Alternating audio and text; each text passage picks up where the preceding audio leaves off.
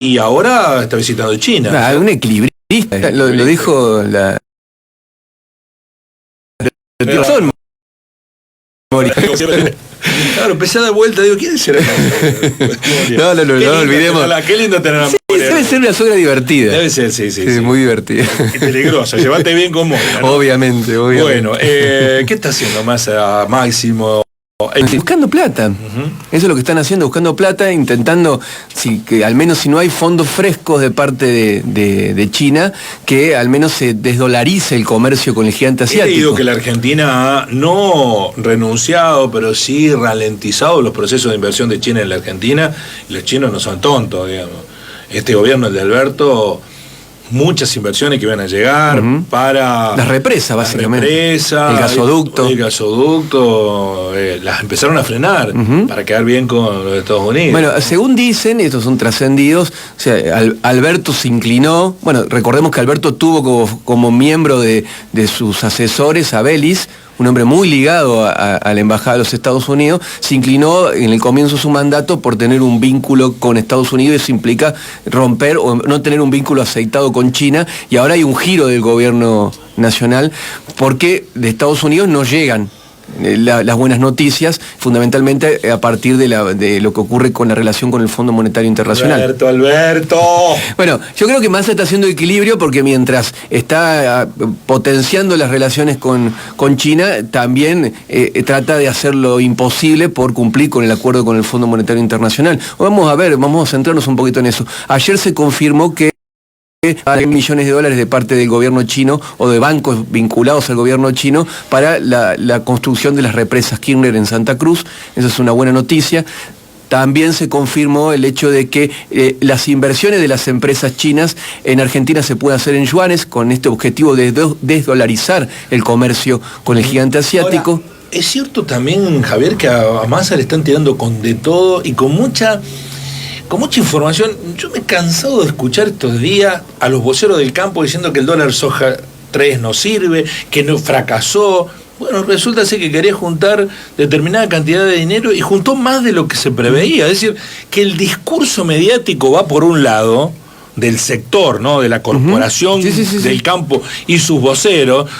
El 99,9% de los periodistas agropecuarios lo son, y resulta ser que en los hechos, hoy veo la tapa de Pultar, récord, el dólar soja, más plata de la que se pensaba inicialmente. Bastante más, porque el gobierno tenía un objetivo de 3.000 millones de dólares de liquidación y se superaron los 5.000 millones de dólares, así que bastante más de lo que se plantearon en el objetivo en este dólar soja 3. Hay una cuestión ideológica, me parece, un enfrentamiento, por más que se tomen las medidas que se tomen, nunca van a conformar al sector, me parece que va por ahí la cosa. Pero ya está, no va, ¿hasta cuándo? Bueno, puede haber más. Vamos a la columna de Vamos a la columna de hoy. No, básicamente eso, la gira de Massa, que está buscando plata para evitar la corrida preelectoral que siempre hay en Argentina contra nuestra moneda, contra el peso, y a su vez tratando de cumplir y haciendo equilibrio para cumplir con las metas del Fondo Monetario Internacional. Si la meta de reserva ya no se cumplió y ahí hubo un perdón, ahora la otra meta que no se va a cumplir es la del ajuste fiscal. Sí, un informe del Centro de Economía Política está marcando esto. A los números de abril marca que solamente le quedan al gobierno 165 millones de déficit de pesos. 165 millones, estamos a los datos de abril. Es decir, que los datos de ya en el primer trimestre no se está cumpliendo con la meta de déficit fiscal que se había pactado. Y eso fundamentalmente porque algo que siempre hemos dicho, las políticas de ajuste en la Argentina, con la estructura tributaria que tiene la Argentina, que es una estructura tributaria muy vinculada a los impuestos y la recaudación al nivel de actividad, cuando cae la actividad, bueno, te hace que aumente el déficit fiscal. Eso es alguna verdad de perogrullo a esta altura. ¿Por qué? Porque la mayoría de los gastos del Estado Nacional son contracíclicos, es decir, si hay menos actividad, sube el gasto. ¿Por qué? Porque suben las prestaciones sociales, porque hay que otorgar un bono a los jubilados como viene ocurriendo, y eso es algo que no se puede evitar. Es decir, el gasto es rígido en lo que tiene que ver con el presupuesto nacional, y está bien que sea así, porque estamos hablando de que la mitad del presupuesto es la seguridad social, después viene la inversión en otras cuestiones como es la seguridad, la inversión en infraestructura, la inversión en educación. Vos venís hablando de inversión en infraestructura educativa, es decir, esas son cosas que no se pueden evitar. Y los ingresos son procíclicos, es decir, van de la mano de lo que ocurre con la actividad económica cuando tenemos ingresos vinculados al IVA, ingresos vinculados a los impuestos a la exportación, a la importación, es decir, cuando cae la actividad económica, caen los ingresos y eso amplía el déficit fiscal y lo que está ocurriendo, es decir, que Argentina va a tener que pedir un waiver, como dicen en los medios nacionales, con el Fondo Monetario Internacional, es decir, un perdón, le va a tener que decir, bueno, va a tener que ir más después de la gira con China, con la escupidera a Estados Unidos para pedirle un perdón para renegociar o estar renegociando el acuerdo buscando el adelanto de fondos. Pero lo interesante de todo esto es marcar eso, que con la actual estructura tributaria no va a haber un equilibrio fiscal, salvo que la Argentina crezca. Y eso lo marcamos, lo dijimos la semana pasada, es decir, los únicos años en los que hubo equilibrio fiscal en los últimos 40 fueron los años del alto crecimiento del primer gobierno de Kirchner, es decir, solamente ahí ocurrió que tuvimos equilibrio fiscal. Entonces yo quiero poner la lupa en dos cosas, si me dejás, si me habilitás. Las cosas que se dicen en campaña, ¿no? Una de las cosas que se dicen en campaña es, fundamentalmente cuando vemos las propuestas, es bajar el déficit y a la vez bajar los impuestos. O sea, eso es un acto de demagogia total, es decir, no podemos bajar impuestos y creer que con eso vamos a bajar el déficit fiscal. Es imposible. Y más en un contexto de gran necesidad como tiene la Argentina, cuando la mitad del gasto público está vinculado a la seguridad social. Es decir, no se puede hacer las dos cosas a la vez. Es decir, hay que plantear una reforma tributaria para tener un sistema tributario que permita el equilibrio fiscal. Hoy el sistema tributario de Argentina no lo permite el equilibrio fiscal, es muy difícil de hacerlo. Y la segunda cosa que se dice en campaña, o que se pone como un eje en campaña, es el tema de la educación.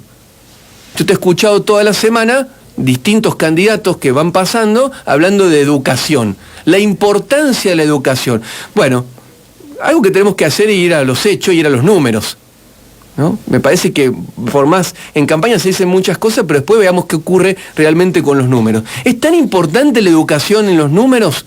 Hay un informe muy interesante que invito a la audiencia a consultar en una página de una organización no gubernamental que se encarga de analizar lo que ocurre con la educación argentina, que se llama Argentinos por la Educación. El último informe muestra cuál ha sido la evolución de la inversión educativa en la Argentina desde el 2004 hasta el 2021, que es el último dato. ¿Por qué toma este periodo? Porque nosotros tuvimos, a comienzos de la primera década de este siglo, una ley muy importante que es la Ley de Financiamiento Educativo, que obliga al Estado Nacional y a las provincias a invertir 6 puntos del PBI en educación. Escuché que Rodríguez Larreta decía en la última visita a Córdoba que la apuesta de ellos es a la educación, que es la educación lo más importante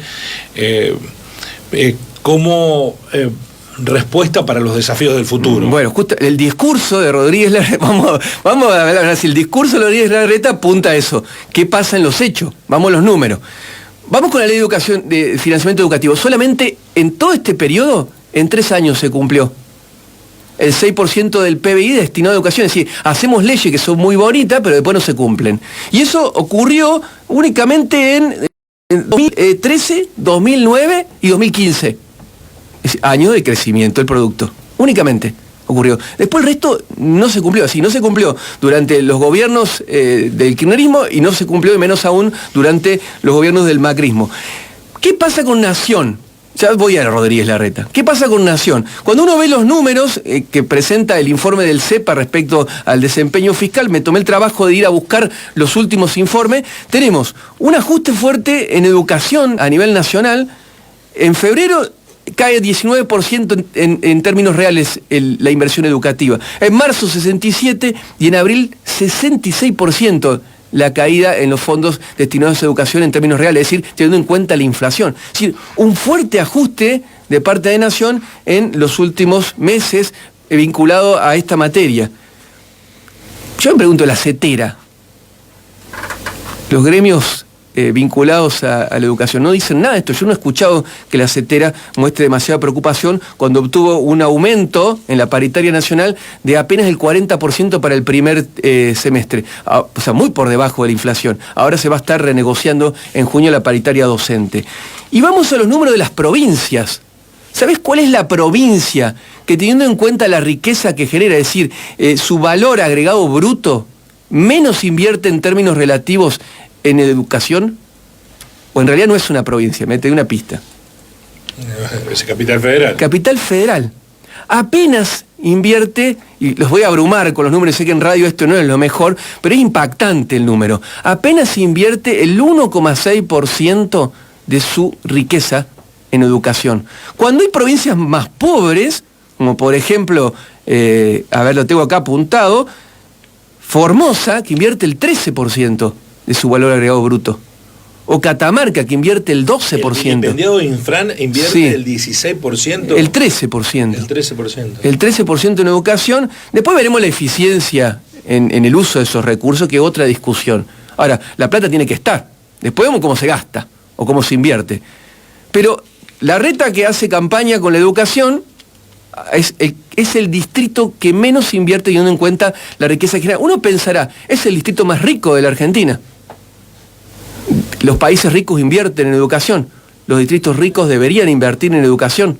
¿Y cómo está Córdoba en ese escenario? Córdoba también tiene una baja inversión, teniendo en cuenta el valor agregado bruto, apenas el 3,5%. Es de la provincia. Muy lejos del 6 que se recomienda.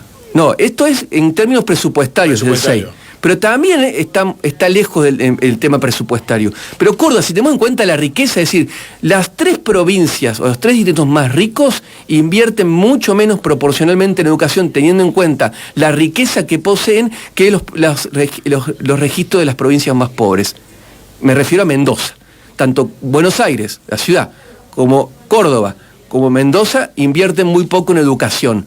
Ahora, ¿qué pasa cuando vamos a ver lo presupuestario? La relación entre la educación, lo que se destina en fondos, y el presupuesto que cada jurisdicción tiene. Es decir, cuánto invierten del presupuesto en educación. Y ahí nos encontramos con una no sé si llamarlo paradoja, parecía como es una contradicción, pero no es así.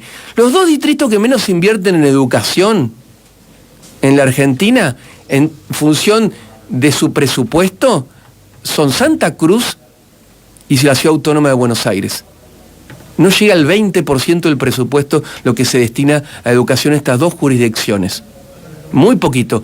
Y si tenemos en cuenta la Ciudad de Buenos Aires, en esta comparación que hace esta página Argentinos por la Educación, esta organización no gubernamental, entre 2004 y 2021 en la Ciudad Autónoma de Buenos Aires ha caído la inversión educativa, como cayó en la mitad de las provincias. Si acá no hay signo político o no hay lugar en la grieta que los diferencie. Si al momento de pensar en el ajuste en educación, no hay diferencias. Qué difícil es interpelar a la política en estos términos, ¿no? Porque tenés que andar con toda la estadística. Vos le decís, no, nosotros invertimos en educación, nosotros apostamos en la educación, te salen con la zaraza a los 2 segundos. No, y aparte te niegan los números, te niegan los números, sí. Vos tenés los números con los números, todos los números, todo el tiempo, ¿no? Tenés los números arriba de la mesa y los números no son creíbles, ¿no?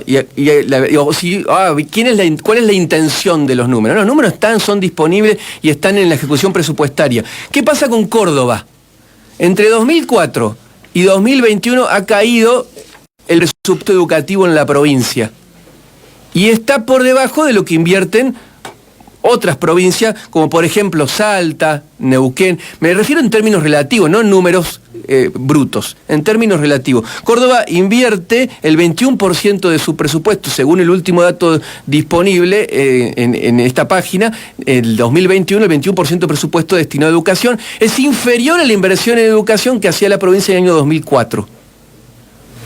Para analizar en campaña, analizarlo. Cuando se habla de educación y se dice educación, ir a los números, a ver qué ocurre efectivamente, es decir, los hechos, ¿Qué pasa en los hechos con la educación? Poner la lupa en esto. En momentos en que hay un fuerte ajuste en materia educativa, ayer tuvimos paro en las universidades nacionales, también por la falta de fondos y la baja en los salarios docentes en lo que ha ocurrido en los últimos años. Gracias, Javier, como siempre, un placer. Hasta la semana que viene. Hasta la semana que viene, que terminen bien. Bueno, en un tiempo donde la gente sabe el precio de todo y el valor de nada, como decía Oscar Wilde, la mañana de la Gospel tiene información económica, el precio de las cosas. 7 días resumidos por Javier Vicen, auspiciado por Loteo Residencial Ambaré Sur, Alpacorral, una decisión de vida en un entorno inigualable de forestación y vida silvestre, una reserva natural con lotes cuya superficie van desde los 700 metros cuadrados. Otro desarrollo de Tecon Constructora y además Bless Tecnología, Paseo de la Ribera, Sobremonte 80, agente oficial Motorola.